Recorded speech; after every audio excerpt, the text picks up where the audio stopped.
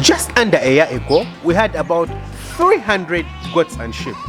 And now, not even a year later, we are at about 800 goats and sheep. How on earth have we managed to more than double what we have on the farm in such a short time? And please note, we've actually been selling some of them. We've sold lots of the males, and also we've been cutting lots of the goats and the sheep for consumption on the farm or for other purposes. So in today's video, I'm going to be sharing with you guys the ways in which we've actually managed to increase our number of animals without investing lots of money. It's effortless, I would say, very effortless. So please stick around.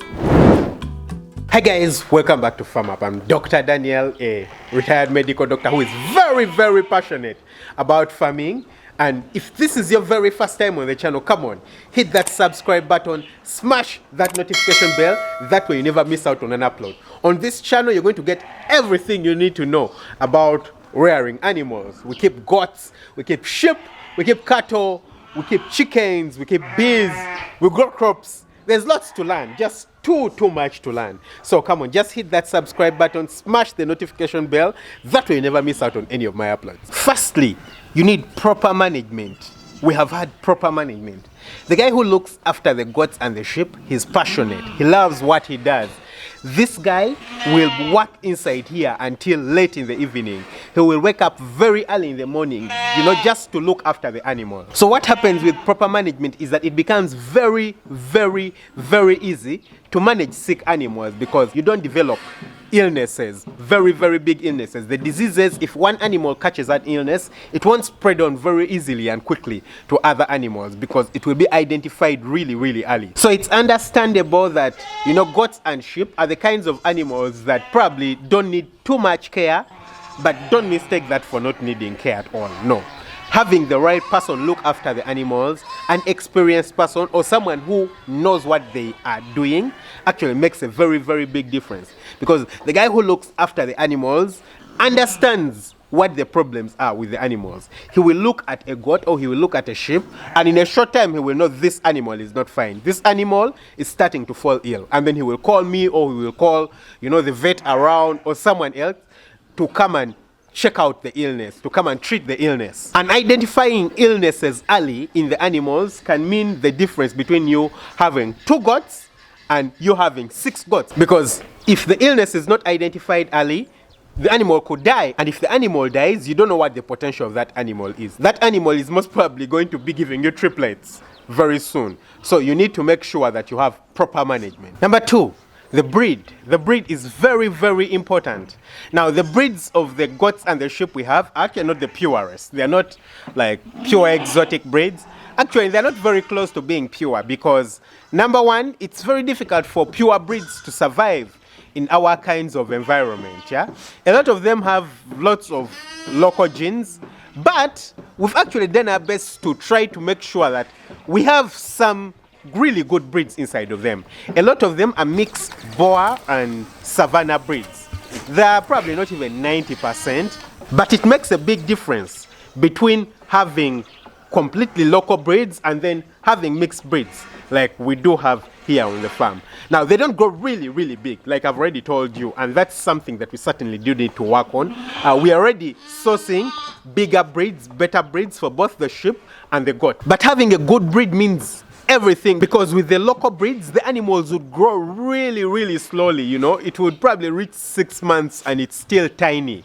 These reach 6 months and they're big. They are ready for consumption. They're ready to be eaten. And then in a short time, they're ready to get pregnant. They're giving you kids twice a year. The sheep gives us lambs twice a year. With the more local breeds, you'd probably not get anything close to that. So a very good breed is very important. Number 3, proper medical attention.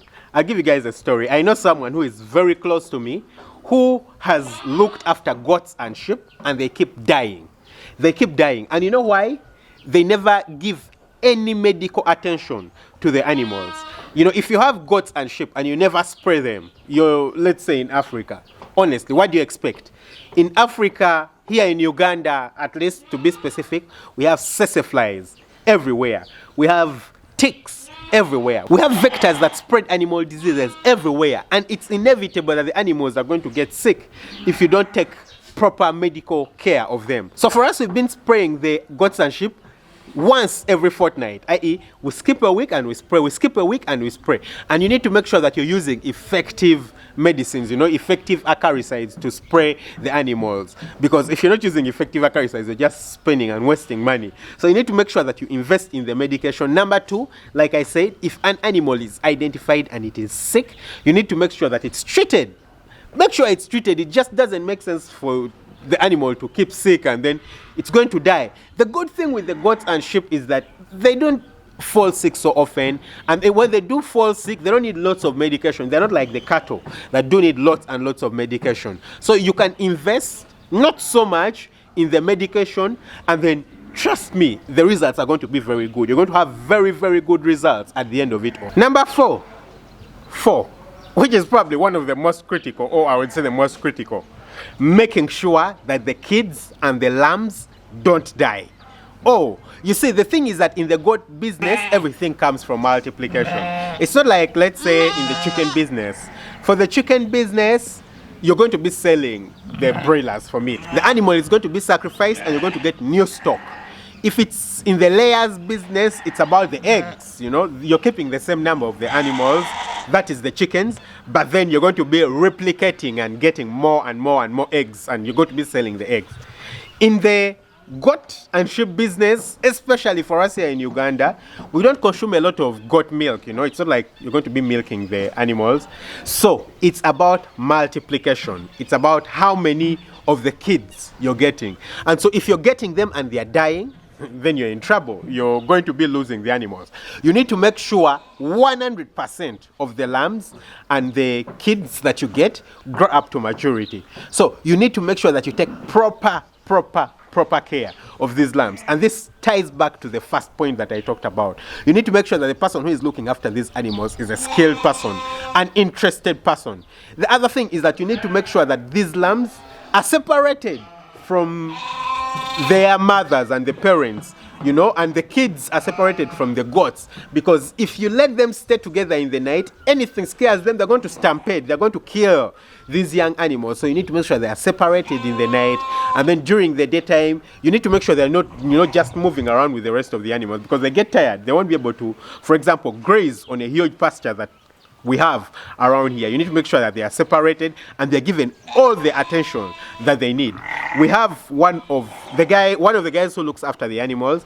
He makes sure that for the lambs that don't have enough milk, he breastfeeds them. No, not breastfeed. He bottle feeds them. We have bottles where we get milk, we get cow milk, and we bottle feed them one by one, just to make sure that they are satisfied, they have something enough to feed them. Or some of the goats actually produce a lot of milk, way more than the young ones need. So you go and milk them into a bottle and then go and give that milk to another animal. The good thing is that the animals, the sheep, the goats, they don't have a problem feeding that milk to another animal that's not their own, because I've seen it very, very commonly that the lambs and the kids are stealing milk. You'll find a lamb stealing milk from a goat, and then you'll find a kid stealing milk from a sheep. So for them, that's not a problem. The thing is giving them attention and making sure that they don't starve, that they are able to feed until the point when they are able to feed themselves on grass. The other point is that make sure there is feed for the animals. For us here, feed is not a problem because we have lots and lots and lots and lots of pasture. We have 400 acres of farmland. Well, probably a bit less than that is actually utilized for the grazing, but we still do have a lot and a lot of farmland. So if you're having animals, I've seen people who have animals and they're tying them on a rope in a really, really small area. If you don't have feed, of course, the animals are not going to grow. Now, for us here, it's low cost because we don't need to do any extra supplemental feeding for the animals. We don't go and buy hay from anywhere. We don't give them anything else. We don't give them any protein or concentrate feeds. No. Everything we give is grass on the farm because we do have the pasture. We do have the land, even in the driest of seasons. For example, currently, the place is really, really dry. I don't know what's happening, honestly, because at this point of the year, we are expecting to be having rain, but we don't have rain at all, so I don't know what's happening. But even at times like this, when we don't have proper rain, we just have a few drizzles, we actually do still have grass. So you need to make sure that you have enough pasture and places to to feed the animals, because if you don't have enough space to feed the animals, then it's just a waste of time. So feeding space is very, very, very important. Also, proper housing. Now, this seems like it's coming from the wrongest person, because honestly, if you look at the kind of housing we have for the goats and sheep, it's not the best. It is okay, but it's not the best. It can be better. If you might understand, on our farm, we actually do have lots of animals, and currently we are doing lots and lots of building for the chickens, because we're having lots of chickens around and we're trying to expand. So because of that, we had started building a goat house, which is actually going to be a state-of-the-art goat house. When it's completed, it's going to be like nothing you've seen before. But we paused it. We have a dream of getting to 4,000, 5,000 goats right on this farm. But because of the dream that we have for the rest of the animals, we did pause the expansion and the building of the goats and sheep.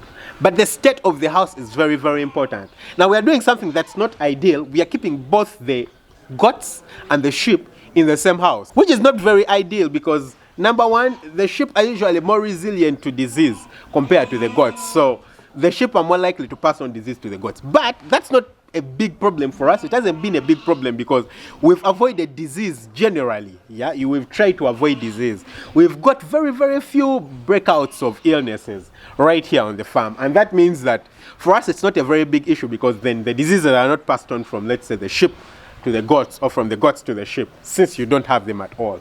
We do proper cleaning of the goat house every morning. As you might see, for example, right now it's quite dirty, but very, very soon, as soon as the animals move out to go and graze, which is in about maybe an hour and a half, then we're going to be cleaning it out, getting out all the manure, putting it somewhere and getting it ready to go into the gardens. So the housing is very important, because you need to make sure that there is proper hygiene inside the house. If you have terrible hygiene, the animals are going to start getting sick, they're going to start coughing, they're going to start sneezing, they're going to pass on illnesses to other animals, and everything becomes really, really expensive for you. So you need to make sure that you build a proper house. And what does a proper house look like? Well, the first thing is that a proper house is raised off the ground. It needs to be raised off the ground. That way, the animals are not interacting with their droppings. Like I've told you, that's not the kind of house we have right now.